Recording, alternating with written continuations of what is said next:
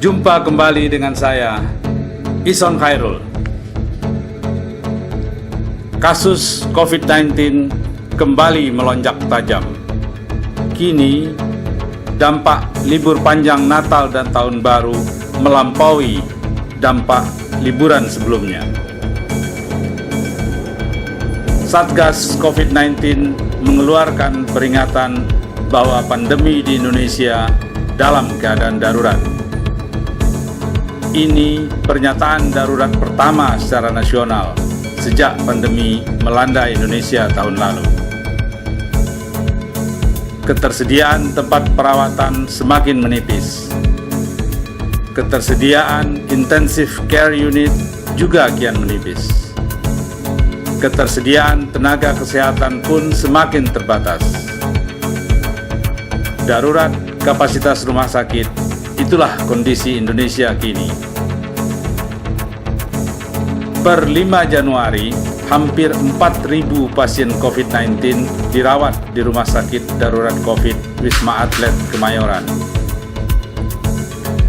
Per 6 Januari, pertambahan pasien COVID-19 yang dirawat di Rumah Sakit Darurat COVID Wisma Atlet Kemayoran lebih dari 1.000 pasien dalam sehari. 2.000 lebih tenaga kesehatan di RSDC Wisma Atlet Kemayoran tentu saja bekerja lebih keras. Mereka terdiri dari dokter, perawat, psikolog, psikiater, ahli gizi, tenaga kesehatan lainnya, dan petugas keamanan. 359 diantaranya adalah anggota TNI yang berasal dari TNI Angkatan Darat, Angkatan Laut, dan Angkatan Udara. Lonjakan pasien COVID-19 setelah libur panjang Natal dan Tahun Baru adalah cerminan betapa rendahnya ketaatan warga terhadap protokol kesehatan. Menurut saya memang masih banyak PR untuk bagaimana merubah perilaku supaya orang lebih disiplin di dalam melakukan bersosialisasi. Ini sangat penting. Kesadaran antri, kesadaran memahami orang lain itu sangat penting. Memahami peraturan, memahami prosedur, gitu. Aturan lah itu. Itu yang sering kita tadi kan aturan, kemudian memahami etika, memahami disiplin profesi, memahami hukum gitu. Itu juga sangat penting dalam bisnis. Saya kira kalau itu bisa dipahami oleh semua, memang ada minimal aja lah, memahami secara minimal aja, standar minimal. Menurut saya, ya seperti itu. Saya pikir apakah ini kalau itu dikatakan ini gelombang second wave gitu ya, atau gelombang kedua. Kalau itu ya, jangan-jangan saat gelombang pertama ini orang belum sadar lagi. Kasih cobaan sama Yang Maha Kuasa, nggak sadar, udahlah kasih aja gelombang kedua lagi, belum sadar lagi, nanti kasih gelombang ketiga. Maka ada istilah iman, aman, imun harus betul-betul dipahami. Setelah libur panjang Natal dan Tahun Baru, pasien bergejala mendominasi pasien COVID-19 di RSDC Wisma Atlet Kemayoran. Gejala apa saja yang mereka alami?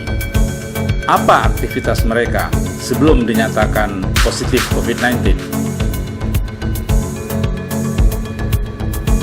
Jadi kalau kita lihat gejalanya kan di sini kan demam, batuk, tenggorok nggak nyaman gitu ya, rasa kayak meriang atau tenaganya kok menurun, lemes gitu ya. Kemudian ya panas gitu ya, panas tinggi lah katakan, panas. Kemudian hilang berbau, rasa untuk menghidu gitu. Ya secara umum itu yang nggak ada. Kelihatannya sih masih belum ada perubahan gejala gitu di sini ya, dari yang sejak daripada yang sebelumnya. Yang sebelumnya ya hampir sama lah sampai saat ini. Jadi yang mata itu belum ya? Mata kan kemarin mata ada kering gitu ya. belum menjadi suatu keluhan yang persis gitu, karena biasanya itu mengikuti, menyertai yang lain gitu. Secara usia, Pak? Kalau usia paling banyak usia antara dewasa muda sampai dewasa 50. 30-an lah. Ya artinya 25, 30 sampai 59, 58, di bawah 60 lah. Jadi kalau demikian dibandingkan dengan yang sebelumnya, kisaran usianya masih sama? Hampir sama. Jadi sebaran usianya masih sama, ya? relatif sama. Bisa nggak kita lihat begini Pak, bahwa memang usia-usia itulah yang tingkat aktivitasnya yang memang di luar usia tinggi atau apa? Bisa dikorelasikan mereka yang mereka masih produktif gitu ya, aktif. Nah kalau kita lihat memang dari beberapa ini banyak yang karena dari bepergian dari luar gitu. Artinya mobilitasnya kesannya relatif lebih tinggi dibanding yang tidak. Ini yang kalau kita lihat, jadi sangat mungkin bahwa yang muda-muda yang dewasa muda sampai dewasa yang masih produktif, aktif gitu, mereka yang banyak. Di beberapa kantor itu juga yang mobilitasnya tinggi, di kantor itu yang sering keluar, ya yang sering dinas terkena juga, sering dinas keluar. Ini yang kita lihat polanya di situ. Kalau misalnya penyebaran gitu Pak, bisa nggak terdeteksi Pak, bahwa sebetulnya arti media penyebaran sekarang ini apakah misalnya lewat droplet atau lewat apa gitu, atau apa Pak? Kalau kita lihat masih apa? Kalau kita lihat masih sesuai dengan teori lah, dengan droplet, kemudian aerosol dalam kondisi tertentu. Contoh yang dimaksud aerosol itu sepertinya ini kayak di udara, tapi dalam droplet udah apa, situasi ruangan tertutup macam ya, itulah kondisi. Contoh katakanlah pesawat udara atau mobil, kereta apa yang ini sirkulasi di situ aja ininya ini tidak ada, yang katakanlah pesawat yang tidak pakai HEPA filter, ruangan yang tidak pakai HEPA filter dan seterusnya. Itu yang dimaksud kayak seperti aerosol, jadinya terus mulak gitu di sini. Ini yang akan memungkinkan resiko penularannya lebih tinggi dibanding ruangan yang lain. Maka kan kemarin ada ajakan juga 3K ya, atau 3T gitu, H, 3H, hindari kerumunan, hindari kontak erat, hindari ruang tertutup gitu. Itu yang dimaksud tadi. Karena penularan tetap kita teorinya sampai saat ini adalah droplet dan aerosol. Jadi sekitar dia yang seperti mulak gitu, apa yang udara nggak bisa keluar kemana. Virus itu ngambang. Yang ngambang karena suatu kondisi tertutup ya, tadi. Karena kalau di luar ini relatif aman. udah langsung kan, masih aman, terbuka. Waktu kesembuhan Pak di era yang sekarang ini dengan di era yang sebelumnya, apa Pak yang dapat digambarkan dari Pak? Kalau di Wisma Atlet kesembuhan dalam artian begini, bahwa orang isolasi 10 hari oke, sembuh, dan setelah 14 hari yang bergejala sembuh kita pulangkan. Dikatakan selesai isolasi, katakanlah oke, nggak masalah. Relatif sebenarnya kalau kita lihat ya relatif belum ada perubahan jadi lebih cepat, lebih lambat dan seterusnya. Kalau dari polanya masih sama lah. Kalau dari persentase misalnya bergejala, lalu kemudian persentase yang mungkin dikirim ke rumah sakit rujukan, apa Pak yang tergambar dari kombinasi? Gambaran ini artinya kelihatan lebih meningkat. Gambaran yang ke arah beratnya lebih meningkat.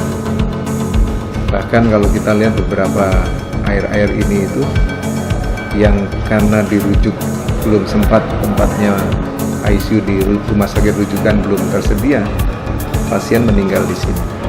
Ini relatif lebih lebih sering juga dibanding yang sebelum-sebelumnya. Ini menjadi parameter antisipasi kita bahwa kita betul-betul harus menyiapkan, dan juga harus betul-betul kemarin kita udah rapatkan dengan para tim dokter penanggung jawab atau DPJP dan juga komite medik yang di sini, dan juga dari beberapa perhimpunan paru dan penyakit yang di sini ya, intensivis, untuk meninjau kembali bagaimana sistem algoritma atau sistem alur untuk menata laksana secara profesi atau kedokteran,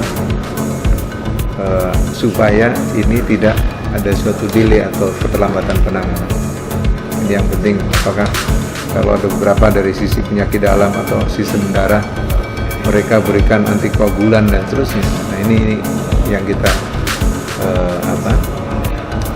lebih teliti lagi, lebih lebih aware lagi, lebih fokus lagi untuk bagaimana orang yang bergejala ringan jangan masuk ke sedang dan seterusnya, atau yang sedang masuk ke berat.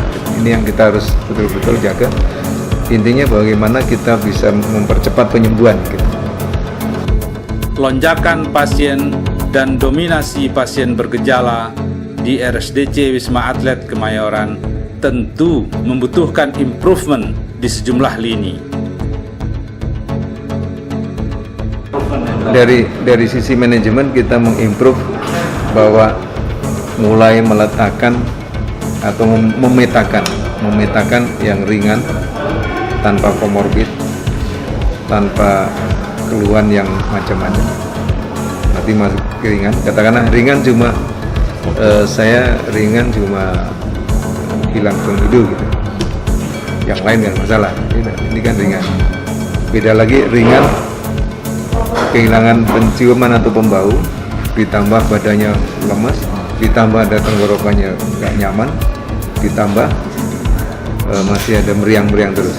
Ini mungkin ringannya tapi sudah masuk ke arah ringan yang sedang.